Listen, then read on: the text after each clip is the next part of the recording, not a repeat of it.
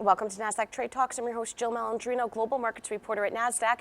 Joining me at the market site in Times Square, we have Matthew Bartolini back with us. He's the head of Spider America's research at State Street Global Advisors. We also have Noel Archer. He's the global head of Spider Product, again with State Street Global Advisors. And we're here to talk about ETF asset flows, trends, and outlook. Gentlemen, it's great to have you both with us. At Market Site, now it's been a very different kind of market in May from what we saw in April, that low participation, low volume rally. Now we see some volatility back in the market for May. How have ETF investors responded to that?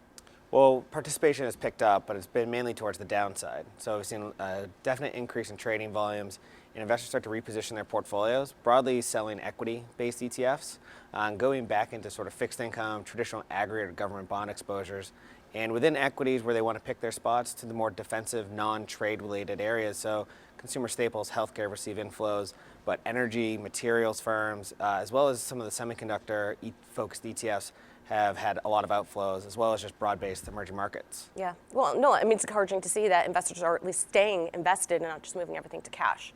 Very much, yeah, and I think we're seeing that play out in both equity, fixed income. To Matt's point, they're just dialing up the portfolios from a risk perspective, either dialing up, dialing down, and we're seeing ETFs really come to the fore in that because, as we know, they're used by both buy and hold investors and by investors taking on more tactical plays.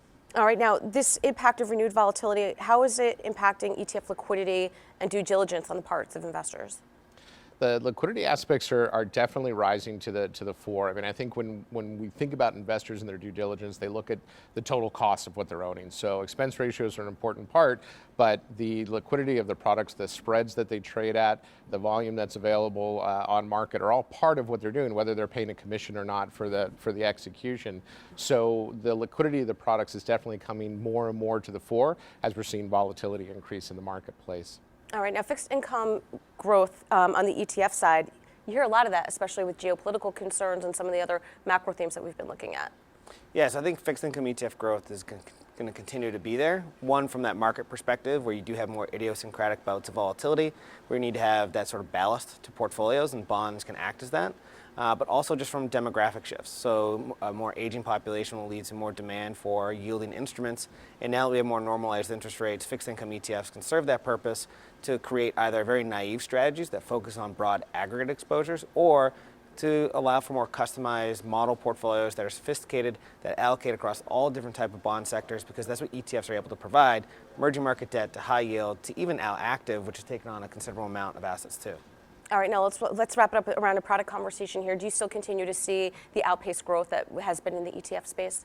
Yeah, absolutely. Again, part of this is a demographic shift. You see more and more comfort using the ETF vehicle, whether that's to get index or active management. We also see such a greater use of models, taking that top-down asset allocation approach, and then the ETFs are a really nice fit to get your sort of active strategy with passive vehicles. So we see continued growth both domestically and outside the U.S. continuing. All right, thank you both for joining us at Market Site. And thank you for joining us on Trade Talks. I'm Jill Malandrino, global markets reporter at Nasdaq.